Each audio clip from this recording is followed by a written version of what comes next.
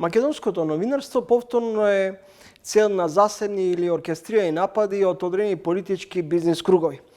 Веројатно како наближуваат датумите за избори претседателски, па и парламентарни, така веројатно ќе растат и притисоците од одредени политички бизнис мокници. Во ово издание на Тренинг мој соговорник е Исен Салију, долгогодишен новинар, аналитичар на актуелните случувања во земјава. Исен, бевте новинар во Коха, во Лајм, во Факти. Еден период водевте директна конфронтација со лидерот на ДУИ Али Ахмети, кога бевте во Лајм. Дали тој политички речник кој интегративците го користеа и кон Лајм, и кон вас како новинар, но и генерално кон состојбите во државата, всушност е веќе минато или и натаму ДУИ води една помалку политика на омаловажување на политичките противници, но и кон седмата сила? Па, знаеме се сеќаваме на времето, не е многу одамна, тоа беше на некој начин нерамноправна војна, да речеме. Еден медиум против една партија на власт. Не беа многу битни аргументите, доказите, не беа многу битни, не беше многу битно кој е во правот, кој не е. Секогаш, барем така чувствуваше и адвокатот кој што не бранеше од ЗНМ, дека секогаш има тенденција судијата да биде на страна на власт.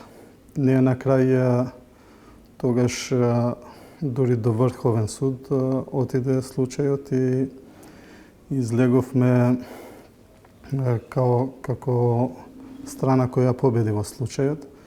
Меѓутоа беше тешка и беше напорна.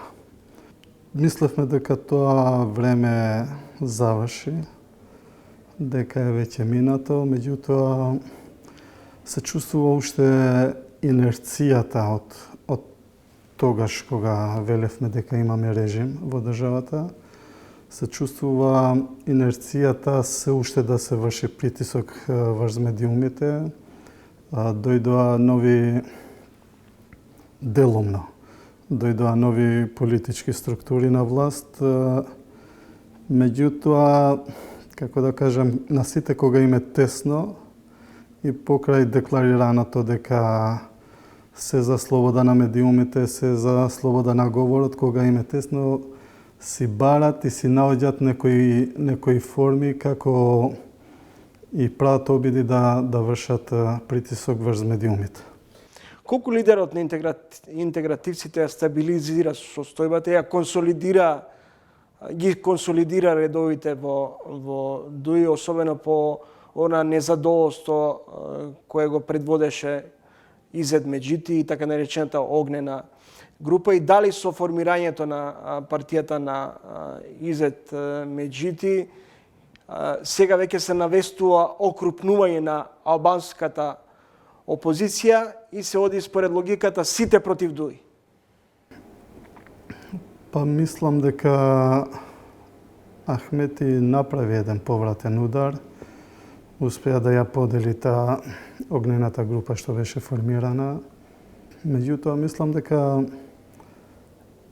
Меджити е доста влијателен политичар. Он успеа да и кога беше внатре во ДУИ, успеа да создаде свој имидж, препознатливо од другите, свој начин на водење на политика.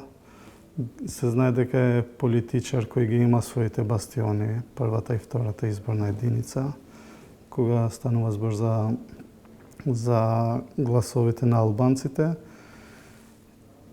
Освен тоа тој и неговите блиски луѓе сега во новата партија се луѓе кои што беа дел од сите изборни резултати, сите изборни победи на ДУИ до сега.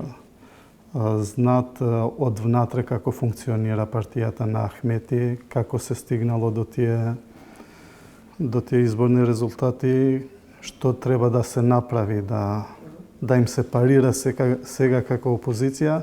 Каков е во моментов предизборниот амбиент? Кој со кого на следните избори? Не, зборот ми беше дека они ќе бидат опозиција, како опозиција ќе настапат на изборите во трите најголеми општини. И тоа ги зголемува шансите на вистина да одат во опозиција и после следните избори. Тоа е еден фактор што ги зголемува. Не значи дека мора да биде така. Имаме и друга ситуација која не знам колку така македонскиот дел од јавноста е запознаен, меѓутоа за кај албанските гласачи е многу битен. Тоа е поддршката што ја добива албанската опозиција од страна на косовскиот премиер Албин Курти. Тој е влијателен политичар кај сите албанци и во Косово, и во Македонија, и во Албанија. Но освен тоа, дуи порано имаше бланко поддршка од власта во Косово, од владата, кога беа други политички структури на власт. И мислам дека и тоа доста ќе се чувствува на следните избори. Зошто председателот на Дуја Ахмети беше толку ангажиран да го врати поранешниот премиер и бегалец Никола Груевски во држава? И дали веќе може да се смета дека нема никакви шанси и дека паѓаат во вода проекциите на Ахмети дека до крајот на октомври, ноември ќе се успее да се спроведат уставните промени? Тоа е резултат на нивната долгогодишна соработка што ја има, кога беа заедно во власта. Сигурно се има останато нешто меѓу нив. Значи, при ова анализа тргнуваме од предпоставката дека навистина Ахмети сакаше да го врати Груевски, а зашто се согласуваме дека има и некои конкретни показатели. И сигурно у наводници, да кажам, има некои должничко-доверителски односи во тоа, па затоа и беше обидот. Сега, кога тој обид изгледа дека е пропаднат, дали ќе имаме уставни измени? Расположението што го гледаме во последно време, мислам дека е во спротивност од тоа, од очекувањата дека ќе имаме уставни измени. Салиме, на крајот 2024 ќе биде изборна година, имаме избори за председател на државата и парламентарни. Според вашите проценки, анализи, кој ќе ја добие поддршката на идните избори, кој со кого ќе коалицира на постизборно? Анкетите покажуваат интересна ситуација. Кај македонскиот дел изгледа е почиста ситуацијата, барем според анкетите. Опозицијата е во големо водство пред СДСМ, ВМРО пред СДСМ.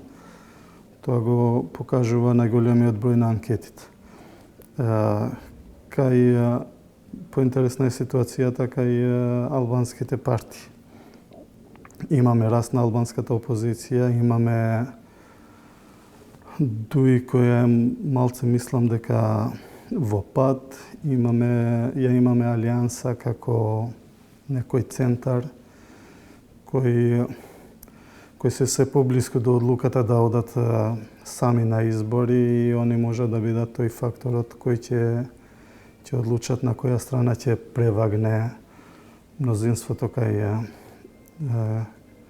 албанските партии, кој ќе биде дел од следната власт. Меѓутоа, мислам дека имаме и процеси имаме работи кои што се уште се во некој процес. Ги спомнавме уставните измени. Ни не доаѓа уште една зима. Мислам дека и тоа е многу битно за граѓаните. Како ќе ја пребродиме на економски план. Имаме висока инфлација, дали таа инфлација ќе се заузда, дали сега можеби ќе продолжат поскапувањата, еве почна нешто со затоплувањето. Има најави дека еве и струјата може да поскапе 20%. Мислам дека тие се работи кои што многу ќе влијаат на тоа како граѓаните ќе се определат на следните избори, бидејќи тие секако дека ќе бидат на пролет. Благодарам за гостувањето во емисијата. Благодарам за поканата.